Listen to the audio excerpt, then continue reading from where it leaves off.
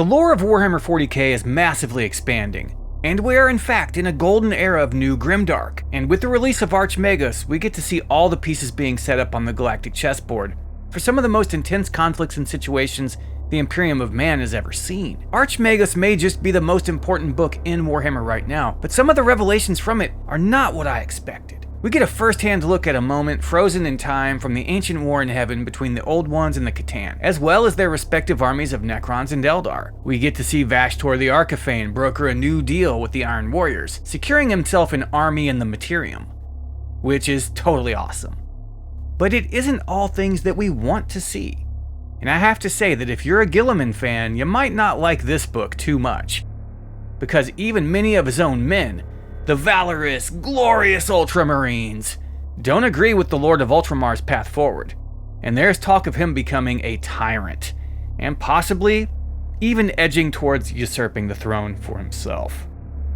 So with so many distinctly different plot threads to follow, let's break down the key points of Archmagos, because if I didn't emphasize this before, this book changes everything. Okay, so the story takes place from the point of view of the Historitor Solana, who was literally sent by Guilliman to spy on Belisarius Cawl. And Cawl has been tasked with securing a passage through the Great Rift at the Attilan Gate into Imperium Nihilus. Cawl is not in a good place with Guilliman. He knows the Lord Regent is not very trusting of him, even though he saved the Imperium and humanity countless times, even though he's given Guilliman the Primaris Marines, and Cawl is not too happy about that. He feels that if he was left alone to do what he was tasked to do, then he would do it more efficiently. Roboute is basically trying to micromanage everyone he comes into contact with, and it's a major theme of this story, even though he doesn't even appear in it. His presence in the background is a character of its own in this book, as he's where the buck stops. But he isn't able to be contacted or to interact with the characters in the story, as he has himself crossed over into the Dark Imperium. Guilliman is running around in the cut-off, dark part of the Imperium with no comms. I believe this is one reason why it was so important for him to know that Cawl was succeeding in his mission, as he is himself depending on Cawl establishing a stable pass so he can get home from his mission in the Dark Imperium. So, Solana is cool, and Cawl actually likes her a lot, but he freaks her out real bad because he's so flippant about what she considers tech heresy of the highest order. From tampering with the Emperor's own creation and creating the Primaris, to using Necron technology to achieve his goals, she's really put off by him, though equally impressed as he does deliver results. One of the things that we learn from the character of the Tetrarch Felix is that Guilliman has absolutely run out of patience with Cawl. And that gets mirrored by others throughout the story, as the Wolf Spear and Mechanicus both seem to hold the belief that Guilliman is impatient. And this is the meat of the story, really. The thing that is written between the lines. But basically, we see an Imperium where the people working directly for and alongside Roboute Guilliman are having serious misgivings about his behavior. Felix trusts his Primarch, but the members of the Wolf Spear that he's with seem to believe it isn't about trust. The consensus about Guilliman is that he's the kind of guy who always thinks he's right no matter how wrong he is, and he's on a collision course with the throne itself. To the Wolf Spear, it's inevitable that Guilliman takes the throne, as that is the course he's on. Whether he likes it or not, whether he wants it or not, his actions are making him into a tyrant. The Sons of Rust don't feel like his intentions are pure, and that being that kind of guy that thinks he's always right is the worst kind of person to be when you represent the throne. They're getting massive Vandire vibes from this guy, and I really got the sense that they see a conflict with him in the future as an inevitable tragedy that they're already preparing for. And this brings us to the most important thing in the current setting as far as pushing the story forward and redefining the dynamic of the Imperium. But Guilliman is a man who, even before he was discovered by the Emperor during the Crusade, was known as an empire builder. And he's doing it again. And sure, you're probably thinking that I mean he's expanding the Imperium of Man and kicking ass across the stars in his father's name, but that's not it at all. Guilliman is expanding and re-establishing his original empire of Ultramar, the 500 worlds. He's taking them back into his own mini-imperium, and doing it most brutally. And I don't mean he's fighting enemies. The Tetrarch Felix Decimus reflects upon having to put down a loyal planetary governor whose world was completely compliant and a long-lasting part of the Imperium, but he didn't want to be subsumed by Ultramar. And Felix had to kill the man on his Primarch's orders. It did not set well with him at all. And even this glorious Ultramarine is looking at his Primarch as possibly not being the best person for the job of running the Imperium, though he won't admit it to the Wolfspear Sons of Russ. Guilliman is rebuilding his empire within the Imperium as a contingency. He feels the Imperium dying, slipping away like sand through his fingers that he can't hold on to, and so he's taking drastic steps. And to those folks who saw my recent video on the Alpha Legion's true loyalty and scoffed, saying that killing a few salamanders to be able to slay many more Iron Warriors, saying that is proof of their treachery, well, you guys can all eat a big old plate of crow, because 10,000 years later, the Lord Regent of the Imperium, Rabute Guilliman, is slaughtering loyal planetary governors because they don't want to bend over and spread their cheeks for him. The guy has become completely unhinged, and hopefully he runs into his brother, Lionel Johnson, in the Imperium Nihilus, and they can have another talk about how Guilliman is a little empire builder. Sorry if my personal biases are bleeding into this video. I am not a Guilliman fan, but I do expect the same people whining about Alfarius and Omegon being loyal ultimately will find any way they can to justify what Guilliman is doing. And this all might just be leading to an Imperial Civil War, tearing the Imperium in half yet again.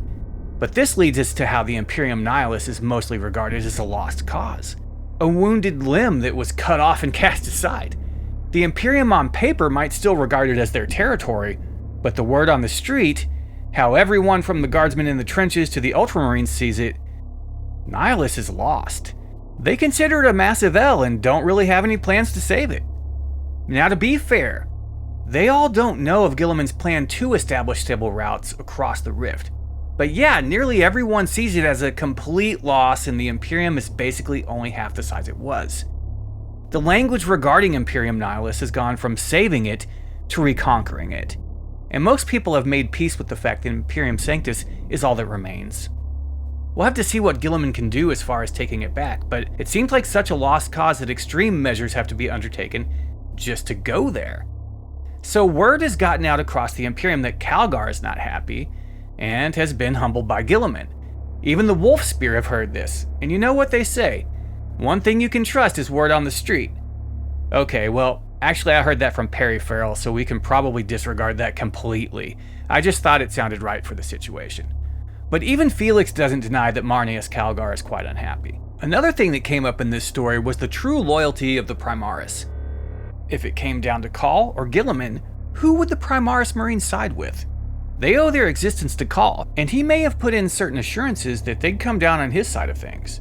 When the planetary governor that Felix executed said his last words, he planted a seed of doubt in Felix, saying that he's a puppet made by a monster, and that he doesn't even realize who he ultimately serves. This made Felix have a sort of existential crisis. I've always thought of Cawl as the Dr. Frankenstein of Warhammer 40K, and sure, there's Fabulous Bill too that sort of fills that role for chaos, but Cawl is a monster completely. A jovial, good-humored old coot, but a total monster as well. And Felix knows that he's a puppet.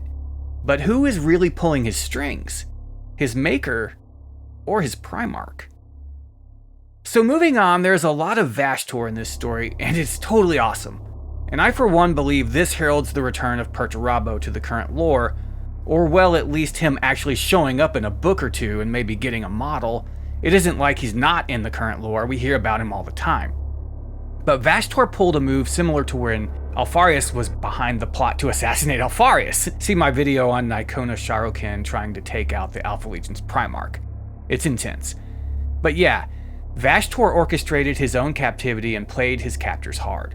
And in doing so, forged a partnership with the Warsmith, or are they called Warpsmiths now? But we can expect to see Vashtorr-aligned Iron Warriors going forward. But that's all a side effect of simply trying to acquire what he's really after.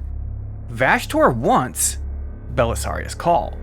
He wants his mind and his abilities, and wants to put him to work in his Soul Forge in the Warp, in the realm of Artifice. The Soul Forge is surrounded by the infinite red desert, but there in the heart of that infinity, Vashtorr constructs his demonic machine armies. And he knows that having Cawl working for him would seriously level him up. Vashtorr actually respects Call's mind and his abilities much more than Guilliman seems to. And this is going to get interesting. And now he has the 4th Legion, or at least a huge chunk of it, at his disposal. We can expect some serious action between the Iron Warriors and the Imperium as a whole, but probably Mechanicus and Ultramarines forces for the most part. And I'm quite excited for that. Vashtorr is absolutely awesome, and the best deal maker in the setting. He's insanely powerful against Space Marines too, as he can just wave his hand or even think about it and their weapons just fly apart. Every screw and bolt coming undone and the weapons falling to the floor in pieces. He can freeze power armor completely and seal the Astartes inside in an immobile shell essentially. But the main event of the story was Call's own arc. Traveling to a Necron war world that was actually a world engine from the War in Heaven, suspended in time, frozen as it went spaghetti, being sucked into a supermassive black hole. And this was no normal black hole, but was one that was artificially created as a weapon against the Necrons. The whole thing is insane, and what they do to bypass the effects of the gravity well that is the black hole are absolutely crazy. But one thing physics teaches us is that massive bodies disrupt space-time, and supermassive black holes are the most massive known objects in the universe, and disrupt time in seriously interesting ways. Cawl is able to navigate them onto the planet at a point in time when it was just at the event horizon, if I'm understanding it correctly. Millions of years have passed in the universe, but on the planet, time is basically frozen as they are still experiencing the moment the black hole formed. And how does Cawl get around all this and navigate his way through space-time? With the help of the severed head of a chronomancer that he keeps in a box. And she absolutely hates him and constantly lets him know it. He keeps teasing her and promising to return her limbs to her if she complies with him. Pretty hilarious, actually. We meet Necrons stuck in time from the War in Heaven, who see the Chronomancer as the enemy and refuse to work with her and choose humans who wouldn't even exist for many more millions of years, and they've never even met humans. They choose them over her, since she's Nihilek dynasty, and they are at war with the Nihilek. She realizes that they must have lost that war though, as she's never even heard of their dynasty. They also find the corpse of an Aeldari, and Cawl is quizzing his companions, which are just Alpha Primus, Kavo, and Solana the Historitor, about the body. They notice that the Eldar doesn't wear a spirit stone, as it was millions of years before Slaanesh ate their race. But Cawl is just super impressed with the power of his own intellect. Over and over, it seems. It becomes a running joke almost throughout the story. But ultimately, Call's mission is a success, and he's able to get out of the black hole, all due of course to his own unrivaled genius, the likes of which humanity has never seen before. And he takes every opportunity to tell us all about his mega brain and how awesome it just actually is. So there's another plot thread that is going to play out further down the road. Remember when I said that Cawl was being spied on by Solana and that he kept calling her out about it? Well, it turns out that yes, she was spying for Guilliman. But even beyond that, she's spying on Cawl and Guilliman both for the Mechanicus. She's working directly for Mars. And remember, the Mechanicus kept the Necron threat and how absolutely massive it is from Guilliman deliberately, as we saw in Dawn of Fire, the Silent King. This led to a massive standoff between Guilliman and his Indomitus fleets and the Silent King himself, ultimately. And the Silent King, Zarek, the Tsar of the Stars, let Guilliman know that he expects the total surrender of the Imperium and the Silent King's subjugation of all humans under Guilliman's authority, and gives him a timescale for surrender. The stage is set for the most massive war since the War in Heaven. The Necrons aren't messing around at all. Perhaps all that might save humanity is bridging the gap and stabilizing the Attilan Gate. Now the whole book ends in a massive battle between the force known as the Cogs of Vashtorr and the Imperium. The Cogs of Vashtorr were made up exclusively of Soulgrinders, an entire army of demon engines, and they're trying to destroy Call's repurposed Necron pylons before they can go operational. The Demon Prince of Soulgrinders, Thragor, leads the Soulgrinders, and Tetrarch Decimus and Cawl are leading the Imperial forces, which consist mostly of Wolfspear and Mechanicus. But there's other stuff too going on. So ultimately the Imperium wins, but it takes a huge toll, and they're able to activate Call's repurposed Necron pylon system, and the warp rift slams shut basically. And the pylon system stays on, establishing a crossing into Imperium Nihilus. And Cawl says that he's going to go off into the void and cross the bridge into Nihilus himself, taking his ship, the Inquisitor, to follow the Primarch.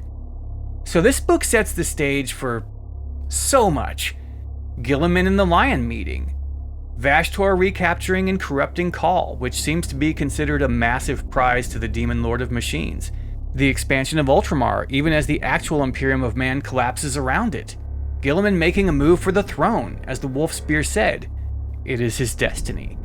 Guilliman being a tyrant, it actually looks like he already is and people are just looking the other way, mostly out of fear. All authoritarians work that way, pure cowardice. The rift between the Mechanicus and Cawl is growing. The rift between the Mechanicus and Guilliman is growing.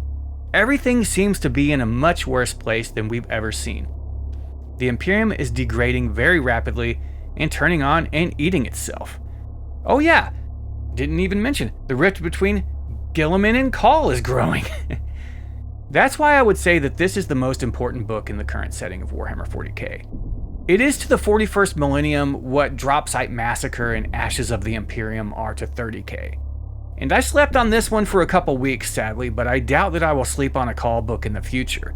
The writer, Guy Haley, really made a point of differentiating Cawl's flesh from his machine, if that makes sense, and how he uses his flesh arm to emphasize what he's saying to people, and how his biological components are probably not themselves the actual original parts of his body. He's been replacing everything over the years, slowly and methodically. As he points out to Solana, he's over 11,000. He calls her young woman and she's like, I'm 45. He laughs and is like, I'm over 11,000 years old. Yep, Frankenstein. But mirrored in Cawl are the Soulgrinders, half demonic flesh and half machine themselves. And we see the enormous power Vashtorr can bring to control these monstrosities, and just how much power he has over machines and mechanical devices in general. Cawl would be absolutely powerless against Vashtorr, who is literally a representative of the etheric dominions of the Warp. What will Chaos be able to do with Primaris Marines? What will Vashtorr be able to do in the meantime with the 4th Legion working with him, the Iron Warriors? Chaos is about to gut the Imperium like a fish, even as the Necrons are coming to enslave all of humanity. And we know they want our flesh bodies and want to live again and have been practicing a sort of reverse biotransference like the Catan did to them. And we'll be cattle to them, loyalist and chaos alike. Will Guilliman find the lion or vice versa in the Dark Imperium? Let's hope so, it's about damn time. Sure, this book really doesn't answer any questions, but it asks them all and is waiting on the answers in many future works, it would seem. What do you guys think? Is Guilliman's tyrannical slaughter of loyalists justified? Will Vashtorr get Cawl and add him to his collection? Will the Imperium fall apart, like morale has, as distrust in Guilliman's horrible leadership disintegrates? Me personally, I think G-Man can handle it, but not alone. He needs other Primarchs to help him lead. But that will only happen if what everyone in this story overtly calls out as Guilliman's main character trait changes dramatically. The man thinks he's always right. And as we've seen, he's as flawed as anyone else. That wraps this one up, folks. Remember, anything can happen. This is the Grimdark after all.